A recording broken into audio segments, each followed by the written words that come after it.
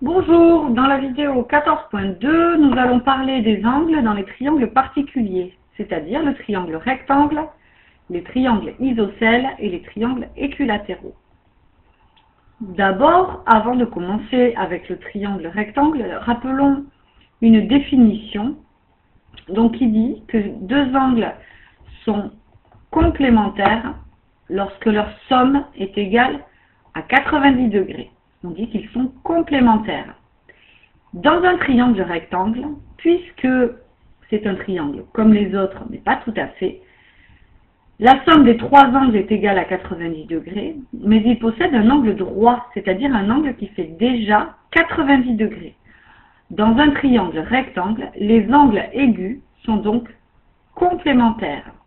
Ici, je vous le montre, puisque l'angle M est égal à 90 degrés, on a forcément la somme de l'angle A avec l'angle T, dans ce triangle MAT, avec 90, qui doit être égal, d'après la propriété vue dans la vidéo précédente, qui doit être égal à 180 degrés. Ainsi, la somme de l'angle A et de l'angle T est égale à 180 moins 90 degrés. Il se trouve que 180 moins 90 degrés, 90 degrés étant la moitié de 180, c'est égal à 90 degrés. Ainsi, les deux angles aigus, l'angle A et l'angle T, sont complémentaires. Leur somme est égale à 90 degrés. Deuxième propriété, dans un triangle isocèle, les angles à la base sont égaux.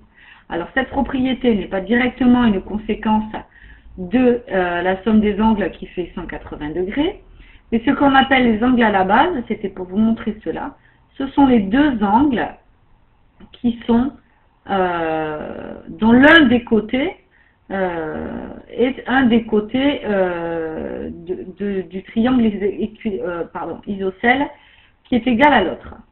Donc ici, les deux angles à la base font forcément la même mesure. On peut utiliser un codage identique pour ces deux angles que l'on appelle angle à la base. Cette propriété nous servira lorsqu'il s'agira de déterminer leur mesure. Une propriété sur les triangles équilatéraux, donc ici dans un triangle équilatéral, les trois mesures des angles du triangle équilatéral sont égales et mesurent 60 degrés chacune. Pourquoi? Étant donné que la somme des trois doit faire 180 degrés, puisque ces trois angles sont égaux, je vais le coder ainsi, il suffit de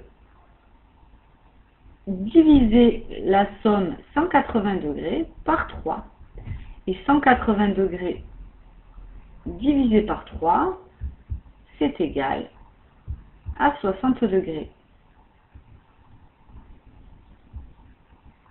Ainsi, chaque angle d'un triangle équilatéral fera toujours cette mesure 60 degrés.